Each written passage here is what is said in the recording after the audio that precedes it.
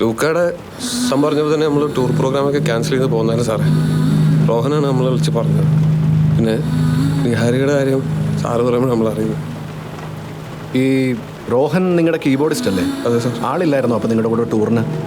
ഉണ്ടായിരുന്നു സാർ. പക്ഷേ ആള് ബാംഗ്ലൂർ ടൂർ പ്രോഗ്രാമൊക്കെ കഴിഞ്ഞപ്പോഴത്തേക്ക് ആകെ പനിയൊക്കെ കൂടി സീരിയസ് ആയി നമ്മളാൾ നാട്ടിലോട്ട് വിട്ടു. അപ്പോൾ റോഹൻ ഈ ദിവസങ്ങളിൽ നാട്ടിലുണ്ടായിരുന്നു അല്ലേ? ഉണ്ടായിരുന്നു സാർ. പക്ഷേ ഹോസ്പിറ്റലൈസ് ആയിരുന്നു. ആളെ അത്ര സീരിയസ് ആയിട്ടാണ് നമ്മൾ നാട്ടിലോട്ട് വിട്ടത്. ലൂക്കേനെയും നിഹാരികേനെയും റോഹൻ കണ്ടതായിട്ട് നിങ്ങളോട് പറഞ്ഞായിരുന്നു? ഇല്ല സാർ. നമ്മുടെയും ലൂക്കയുടെ ഒക്കെ ഫ്രണ്ട്സ് തന്നെയാണ് റോഹനെ ഹോസ്പിറ്റലിൽ നോക്കിക്കൊണ്ടിരുന്നത്. അവർ തന്നെയാണ് ബാൻഡിൻ്റെ ഫണ്ടിങ്ങും പരിപാടിയൊക്കെ. പിന്നെ ലൂക്ക് ഇങ്ങനത്തെ സീനിൽ വരില്ല സാറേ. അവന് ഹോസ്പിറ്റലിൽ സാധനമൊന്നും സെറ്റാവില്ല. പിന്നെ നിഹാരികയും റോഹനും അത്ര പരിചയമില്ല. അതുകൊണ്ട് അവർ കാണാൻ സാധ്യത കുറവാണ്. കണ്ടെങ്കിൽ പറഞ്ഞതിന് എന്നോട്. ഓക്കെ, അപ്പോൾ നിങ്ങളുടെ കാര്യങ്ങൾ നടക്കട്ടെ. പിന്നെ ലൂക്കയുടെ ബോഡി ഇതുവരെ ആരും ക്ലെയിം ചെയ്തിട്ടില്ല. നിങ്ങൾക്ക് താല്പര്യം ഉണ്ടെങ്കിൽ ബാക്കി കാര്യങ്ങൾക്ക് അലോഷ്യനെ വിളിച്ചാൽ മതി. Okay sir. പിന്നെ സൂരജേ, ലൂക്കയുടെ വീടിൻ്റെ കീ നിങ്ങളുടെ കയ്യിലല്ലേ? അതൊന്ന് കാണണമല്ലോ. കീ സാർ, കീ ആക്ച്വലി റോഹൻ്റെ കയ്യിലാണ് ഉണ്ടാവാറ്. ആളുടെ ചെയിനിൽ ലോക്കറ്റായിട്ട് ഇട്ടിരിക്കുകയാക്കി.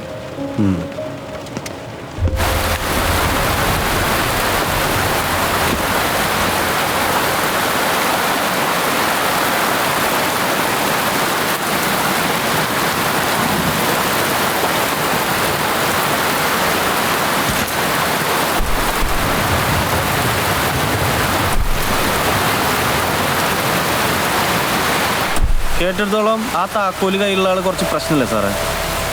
പ്രശ്നം ആക്കണമെങ്കിൽ ആക്കാവുന്നതേ ഉള്ളൂ. പക്ഷേ ഒരു ക്രൈം ചെയ്യാനുള്ള മോട്ടീവൊന്നും അവനുള്ളതായിട്ട് എനിക്ക് തോന്നുന്നില്ല.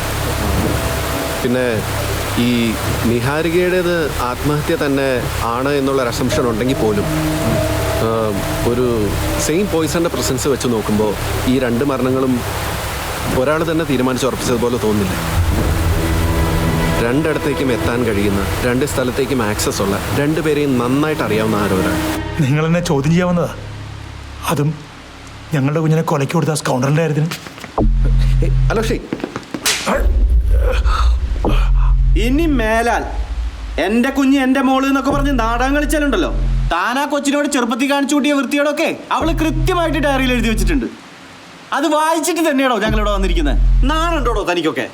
അലോഷി മതി, മാറി. അപ്പം എങ്ങനെ ജെ പി, എല്ലാം പറയുമല്ലേ? അതോ ഞങ്ങൾ ഞങ്ങളുടെ രീതി പറയിക്കണം? എൻ്റെ ലൈഫ് സ്പോയിൽ ചെയ്ത് ഞാൻ പറയാം. നിഹാരിയുടെ കാര്യത്തിൽ ചില തെറ്റുകൾ പറ്റിയിട്ടുണ്ട്. അതിന് ഞാൻ അവളുടെ കാല് പിടിച്ച് ക്ഷമയും ചോദിച്ചിട്ടുണ്ട്. അവളതൊരിക്കലും അക്സെപ്റ്റ് ചെയ്തിട്ടില്ലെങ്കിലും.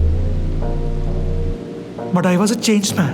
ചേഞ്ച് വന്നുകൊണ്ടായിരിക്കും നീ അവരെ രണ്ടുപേരെ അങ്ങ് തീർത്തത് അല്ലടാ. എന്നെ വിശ്വസിക്കണം. നിഹമോളെ ഞങ്ങൾക്ക് തിരിച്ചു കിട്ടാൻ വേണ്ടി അവൻ ചാവണമെന്ന് മനസ്സുകൊണ്ട് ആഗ്രഹിച്ചിട്ടുണ്ട്. അല്ലാതെ ഞാൻ ആരെയും കൊന്നിട്ടില്ല. And how could you even imagine that I have done this?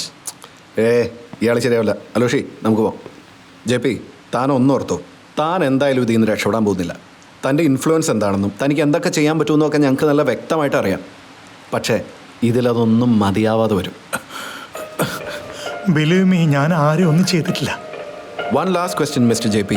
Yes. തനിക്ക് ഇതിനും വേണേൽ കള്ളം തന്നെ പറയാം. നിഹാരിക മരിച്ചതിന് ശേഷം താൻ എപ്പോഴെങ്കിലും ലൂക്കയെ കണ്ടിരുന്നോ? ഒന്നുകൂടെ കൃത്യമായി ചോദിച്ചാൽ, ലൂക്ക മരിച്ച ദിവസം രാത്രി താൻ അയാളെ കണ്ടിരുന്നോ? ഇല്ല. ഞാൻ അവനെ അവസാനമായിട്ട് കാണുന്നത് അന്നത്തെ ആ റിസപ്ഷൻ്റെ അന്ന്. അവിടെ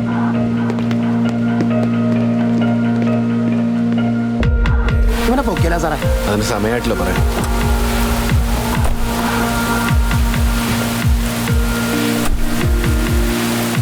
സാറിന് എന്നാ സാറേ തോന്നുന്നത്? ഇവൻ തന്നെ ആവില്ലേ? അങ്ങനെ തീർത്ത് പറയാൻ പറ്റില്ല കേട്ടോ. ഈ രണ്ട് മരണങ്ങളും തമ്മിൽ ബന്ധമുണ്ടെങ്കിൽ ആദ്യം സംശയിക്കേണ്ടത് ജെ പിയെ തന്നെയാണ്. കാരണം ഏറ്റവും മോട്ടീവുള്ള സസ്പെക്റ്റും ഇയാൾ തന്നെയാണ്. പക്ഷേ ഈ രണ്ട് സംഭവങ്ങളുമായി ഇയാൾ നേരിട്ട് കണക്ട് ചെയ്യാനുള്ള യാതൊരു തെളിവും നമ്മുടെ കയ്യിലില്ല. അത് കിട്ടുന്നവരെ അയാൾ സേഫാണ്. അപ്പോൾ അടുത്ത സ്റ്റെപ്പ് നമുക്ക് ആ ശിവനെയും കോളനിയിലെ പിള്ളേരെ ഒന്ന് ക്വസ്റ്റ്യൻ ചെയ്യണം. എന്നിട്ട് ഡിസൈഡ് ചെയ്യാം.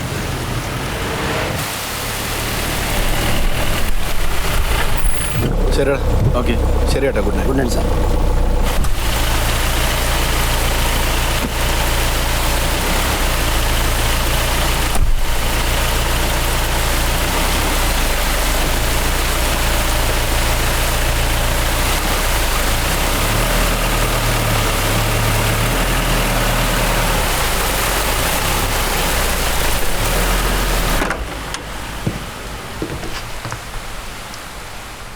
വേണ്ട, ഇരിക്കും.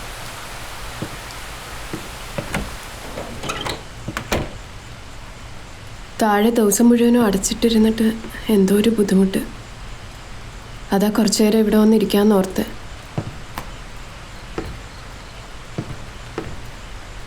ഞാൻ ചായ എടുക്കാൻ പറയട്ടെ? വേണ്ട, താനിരിക്കെ.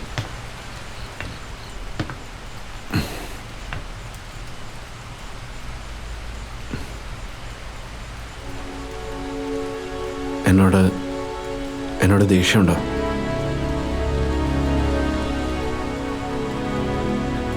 എനിക്കറിയില്ല അക്ബർ.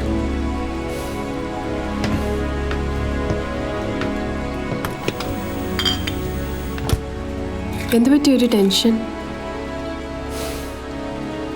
ജയറാം സാർ ഇടയ്ക്ക് പറയാറുണ്ട്, എല്ലാ ചോദ്യങ്ങൾക്കും ഉത്തരം വേണമെന്ന് നിർബന്ധം പിടിക്കരുതെന്ന്.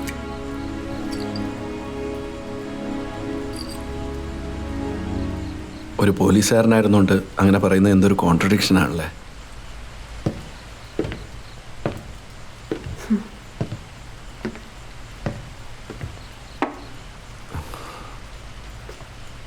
ഒരു ഉത്തരത്തിൻ്റെ പറയുകയാണ് ഫാത്തിമ.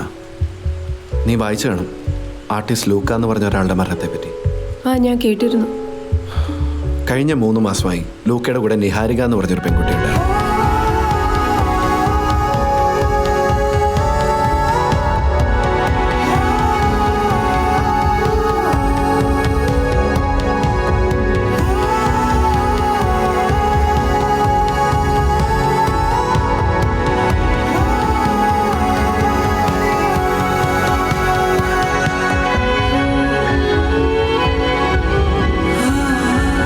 മരിക്കുന്നതിന് ഒരാഴ്ച മുമ്പ് ആ കുട്ടി ബാംഗ്ലൂർ വെച്ച് ആത്മഹത്യ ചെയ്തു.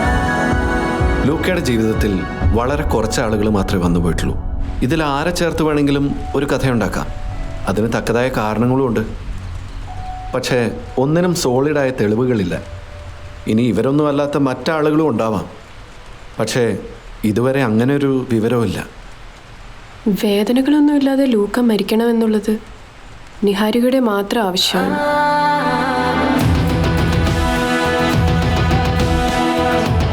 അസുഖം കൊണ്ടോ അവനുണ്ടാകുന്ന ഈ ഫോബിയ ഉണ്ടോ ലൂക്ക ഒരിക്കൽ പോലും സഫർ ചെയ്തതെന്ന് ഏറ്റവും ആഗ്രഹിച്ചിട്ടുണ്ടാവുക അവൾ മാത്രമായിരിക്കില്ലേ?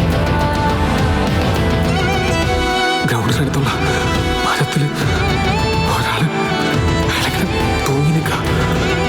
നാക്കൊക്കെ പുറത്തു ചുറ്റും പോലെ ആൾക്കാർ.